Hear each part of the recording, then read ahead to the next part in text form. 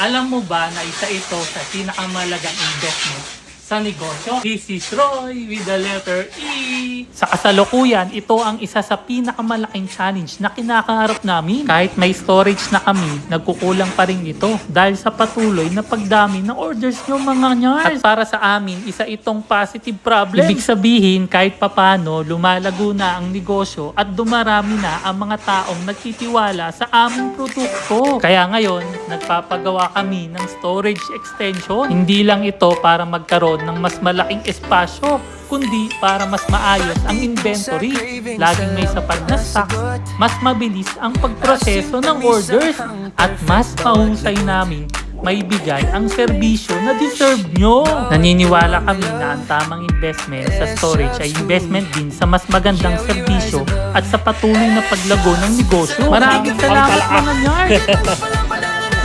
Thank you. Salamat sa paggawa.